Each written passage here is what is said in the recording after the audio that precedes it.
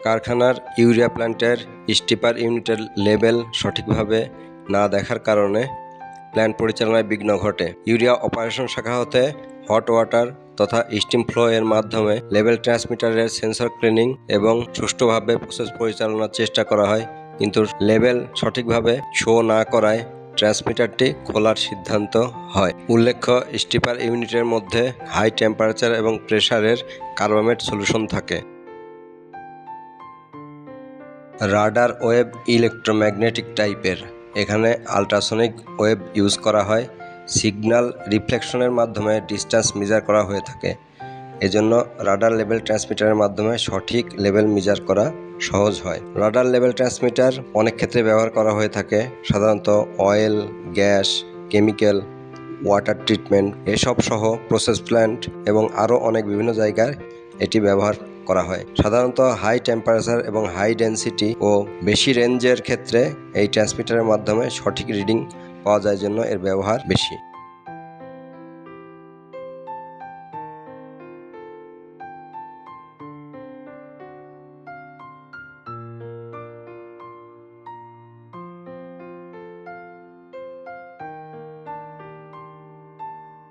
Radar level ট্রান্সমিটারের মূল্য অন্যান্য ট্রান্সমিটারের তুলনায় তুলনামূলক কিছুটা বেশি এবং এই ট্রান্সমিটার হাই ডেনসিটি ম্যাটেরিয়ালের ক্ষেত্রে এটি ব্যবহার করলে যে আউটপুট সিগন্যাল পাওয়া যায় সেটি ক্লিয়ার এবং লো ডেনসিটি ম্যাটেরিয়াল বা প্রসেসের ক্ষেত্রে ব্যবহার করলে এর রিফ্লেকশন যে ডিসি ভোল্টেজ পাওয়া যায় সেটি কম থাকে, যার কারণে হাই ডেনসিটি ম্যাটেরিয়াল এবং লো ডেনসিটি ম্যাটেরিয়াল এই দুই প্রসেস লাইনে যদি আমরা লো ডেনসিটি ম্যাটেরিয়ালের জন্য ক্যালিব্রেশন করে থাকি তাহলে সেটি হাই ডেনসিটি ম্যাটেরিয়ালের ক্ষেত্রে রেজাল্টের ভিন্নতা হতে পারে। যেমন স্টিপারে আমরা যদি ওয়াটার ফ্লো এর মাধ্যমে এর ক্যালিব্রেশন চেক করি, তারপরে এর মধ্যে যখন কার্বামেট সলিউশন ফ্লো হবে তখন এই কার্বামেট সলিউশনের কারণে কিন্তু এই লেভেলের তারতম্য হবে। সাধারণভাবে রাডার লেভেল ট্রান্সমিটার দুই ধরনের হয়ে থাকে, নন কন্ট্যাক্ট টাইপ এবং guided wave type. Guided wave type আবার দুই ধরনের টেকনিক ইউজ করে রাডার লেভেল ট্রান্সমিটারকে দুইভাবে বিভক্ত করা হয়।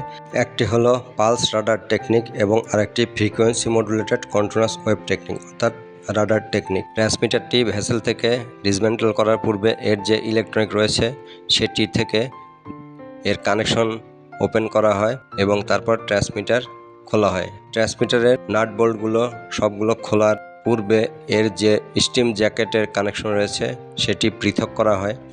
স্টিম জ্যাকেটটা ইউজ করা হয় ট্রান্সমিটারটিকে হিট আপ রাখার জন্য, কারণ এটি একটা নির্দিষ্ট টেম্পারেচার থাকলে এর যে সেন্সরের সাথে অন্যান্য পার্টিকেলগুলো বা ইউরিয়া পার্টিকেল জমে থাকবে না, ফলে এখান থেকে সঠিক রিডিং পাওয়া সহজতর হবে। এই জন্য এখানে স্টিম জ্যাকেট ব্যবহার করা হয়েছে।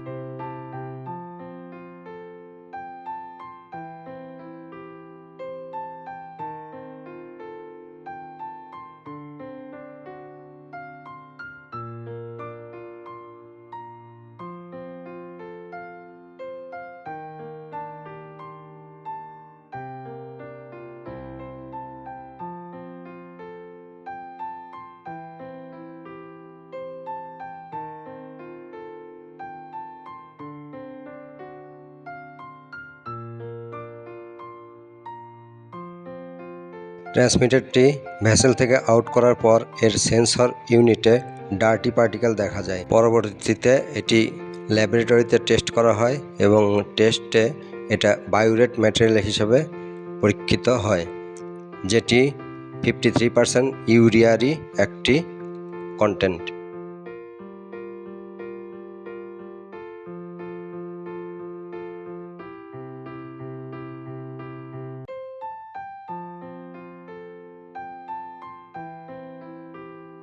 ট্রান্সমিটারটি খোলার পর এটি যে ভেসেলের সাথে সংযুক্ত ছিল সেই ভেসেলের ফ্লেঞ্জ ইউনিটের মধ্যে অর্থাৎ এই ট্রান্সমিটারের ওয়েলের মধ্যে কোনো ময়লা বা অন্য কোনো ম্যাটেরিয়াল আছে কিনা সেটি সাধারণভাবে চেক করা হয়।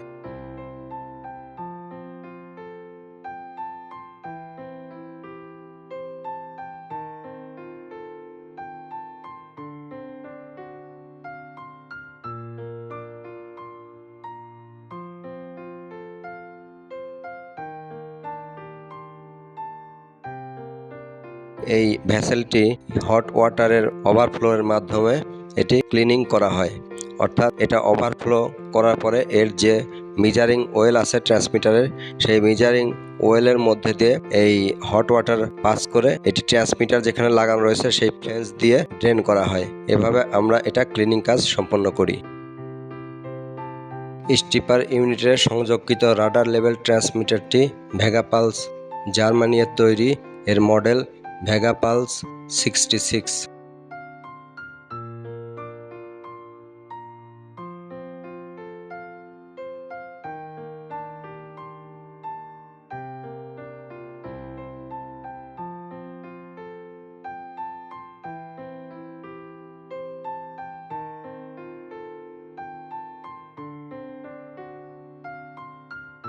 স্টিপার ইউনিটের সমস্যার কারণে এই সংযোগকৃত লেভেল ট্রান্সমিটারটি যদি সঠিকভাবে কাজ না করে, এই জন্য অন্য একটি প্রতিষ্ঠান থেকে তাদের ব্যবহারকৃত ভালো অবস্থায় খুলে রাখা একটি ট্রান্সমিটার সংগ্রহ করা হয়। এটি পরবর্তীতে আমরা এখানে খুলে ক্লিনিং করে এটা সংযোগ করি।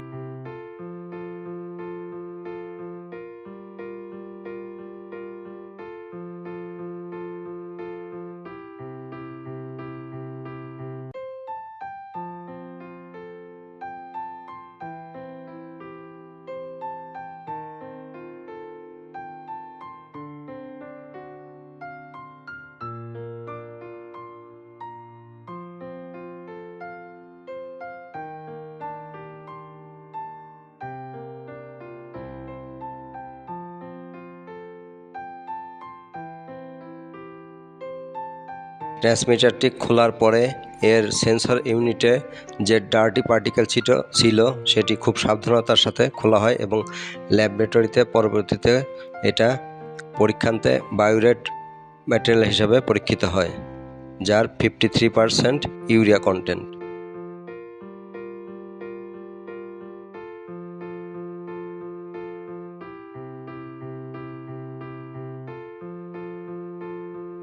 সেন্সর পার্টিকেলের উপরে আমরা ফুটন্ত গরম পানি ধীরে ধীরে ঢেলে এটি ক্লিনিং করি। ফুটন্ত পানি ঢালার ফলে এর উপর যদি ইউরিয়ার কোনো কন্টেন্ট থাকে তাহলে সেটি গলে পরিষ্কার হয়ে যাবে, এজন্য এভাবে আমরা ক্লিনিং কাজটি সমাপ্ত করি।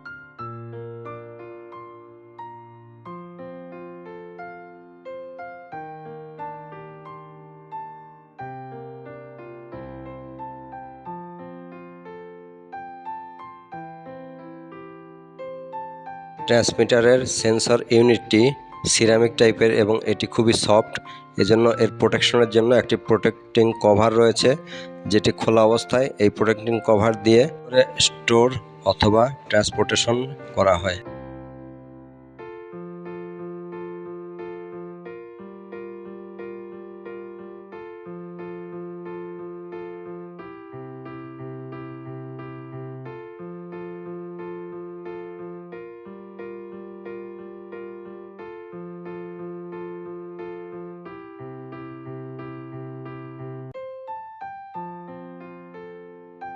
ট্রান্সমিটার সংযোগের জন্য ব্যবহৃত সিলটি ডাবল সাইডেড, এটা একটা মেটালিক ডিভাইস এবং এর উপরে ট্যাপলনের সিল করা আছে। ট্রান্সমিটার লাগানোর ক্ষেত্রে এটি ডাবলভাবে প্রোটেকশন থাকার জন্য হাই টেম্পারেচার এবং প্রেসারে লিক হওয়ার সম্ভাবনা কম থাকে। ট্রান্সমিটারে ক্লিনিং কাজ সম্পাদন এবং স্টিপারের ভ্যাসেল ক্লিনিংয়ের পরে এটি আবার স্টিপার ভ্যাসেলে সাবধানতার সাথে সংযোগ করা হয়।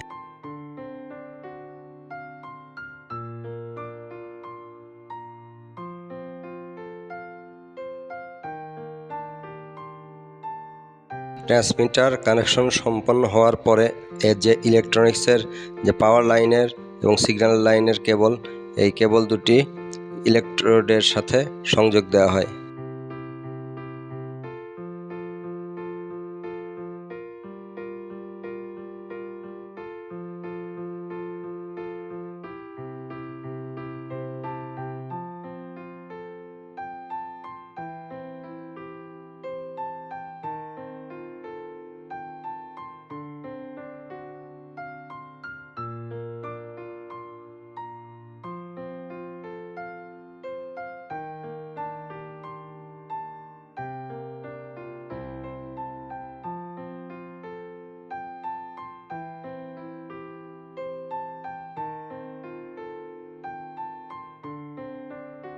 সংযোগ পরবর্তীতে কন্ট্রোল রুম থেকে এর বিভিন্ন ডাটা কনফিগারেশনের মাধ্যমে আমরা এর ক্যালিব্রেশন করি এবং এর রিডিং পর্যবেক্ষণ করি। ট্রান্সমিটারের বিভিন্ন ডাটা কনফিগারেশনের জন্য ল্যাপটপের মাধ্যমে এটি করতে হবে এবং এর জন্য একটি নির্দিষ্ট সফটওয়্যার রয়েছে। এই সফটওয়্যারটির মাধ্যমে বিভিন্ন ডাটা এর মধ্যে ইনপুট করা হয়। ল্যাপটপের সাথে ট্রান্সমিটারের কানেকশনের জন্য ভেগা কানেক্ট রয়েছে। এই কানেক্ট ইউনিট ছাড়া কোনোভাবেই এদের মধ্যে কমিউনিকেশন করা সম্ভব নয়। ভেগা কানেক্ট ইউনিটের মাধ্যমে ট্রান্সমিটারের সাথে ল্যাপটপের সংযোগ করে এর বিভিন্ন ডাটা কনফিগার করা হয়। ডাটা কনফিগারেশনের জন্য বিভিন্ন ডাটা ইনপুটের প্রয়োজন হয়, যেমন vessel height 0% corresponds to 100% corresponds to scaling unit, output characteristics, damping value, current output, maximum current, maximum adjustment, distance A, distance B, এই সবগুলো যে রিডিংগুলো থাকে বা ডাটাগুলো থাকে সেগুলো সঠিকভাবে ইনপুট করতে হয়। উল্লেখ্য, এই ট্রান্সমিটারটি প্রথমে কানেক্ট করার জন্য পাসওয়ার্ডের প্রয়োজন হয়, যেটি এখানে উল্লেখ রয়েছে। পাসওয়ার্ড ছাড়া এই সফটওয়্যারে প্রবেশ সম্ভব নয়।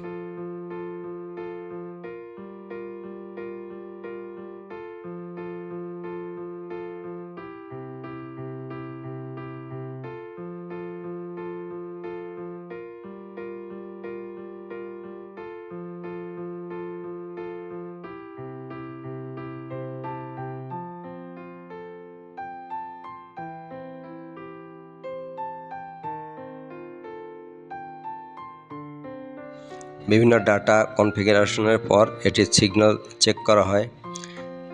এটির সিগন্যালে অনেক সময় ফলস সিগন্যাল আসে। ফলস সিগন্যালটা সাধারণত কন্ডেনসেটের কারণে হয়ে থাকে এবং আমরা প্র্যাকটিক্যালি দেখলাম যে সেন্সর ইউনিটে ডার্টি পার্টিকেল থাকার কারণেও এই রিডিংটা ফলস বা বিভিন্ন সময় বিভিন্ন রিডিং দেখাচ্ছিল। কাজেই এই ক্ষেত্রে আমাদের যে সেন্সর রয়েছে এটি পরিষ্কার করা প্রয়োজন এবং সেন্সরটিতে যাতে এই ধরনের কোনো ডার্টি পার্টিকেল না ধরে প্রসেসে কোনো সমস্যা আছে কিনা সে বিষয়েও আমাদের সচেতন থাকতে হবে।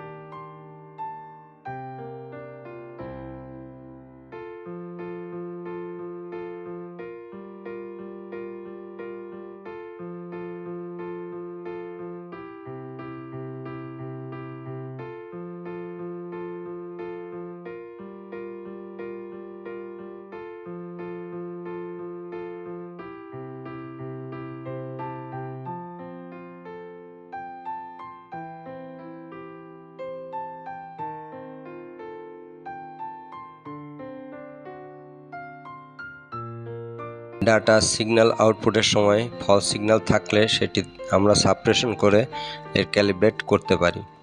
আমরা এটি ক্যালিব্রেশনের মাধ্যমে এর যে আসল যে সিগন্যাল অর্থাৎ যেটা অ্যাকুরেট রিডিং সেই রিডিংটা বাদে অন্য কোনো ফলস সিগন্যাল থাকলে সেটি সাপ্রেসড করে এটি ক্যালিব্রেট করা হয়। উল্লেখ্য, এটা নর্মাল অবস্থায় যখন শুধুমাত্র ওয়াটার দিয়ে এর লেভেল চেক করা হচ্ছিল তখন 0 অবস্থায় এটা 20% শো করছিল। আমরা এটাকে রেঞ্জটা চেঞ্জ করে এটা 0 করি, কিন্তু পরবর্তীতে যখন কার্বোমেট সলিউশন আবার ফ্লো করা হয় তখন এর রিডিংটা পরিবর্তিত হয়ে যায়, অর্থাৎ এর ডেন্সিটির সাথে এই রিডিংটা সম্পৃক্ত। এ কারণে যখন কার্বোমেট সলিউশন ফ্লো হয় তখন আবার এই যে রেঞ্জ ভ্যালুটা এটা আবার চেঞ্জ করে দেওয়া হয় এবং এই রিডিংটা সঠিক পাওয়া যায়। লেভেল 0 থাকাতে এখানে ম্যাক্সিমাম ভোল্টেজ অর্থাৎ 24 ভোল্ট শো করছে। লেভেল বাড়ার সাথে সাথে এইখানে ভোল্টেজ কমবে এবং ফিল্ডে ইলেকট্রনিক্স যে ইকুইপমেন্টটা আছে সেখানে ভোল্টেজ ড্রপটা বাড়বে। ভেগাপালস ট্রান্সমিটারের ক্ষেত্রে এই সফটওয়্যারের মাধ্যমে একটা ফ্যাসিলিটি রয়েছে, অর্থাৎ এখানে কবে কি ধরনের পরিবর্তন করা হয়েছে, এর চেঞ্জ কি করা হয়েছে এবং সেটিংয়ে কি দেয়া আছে, এটা যে কোনো সময় কয়েক বছর পরে হলেও এটা দেখা সম্ভব, কারণ এই ডাটাগুলো এই সফটওয়্যারের মাধ্যমে এই ট্রান্সমিটারের মধ্যে স্টোরেজ অবস্থায় থাকে।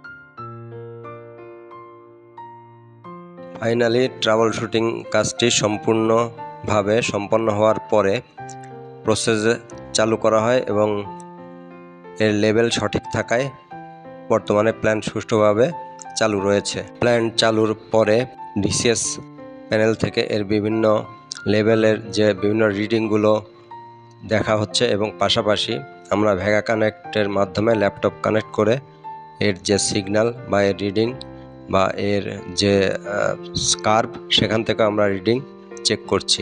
বর্তমানে এটি সঠিক রয়েছে।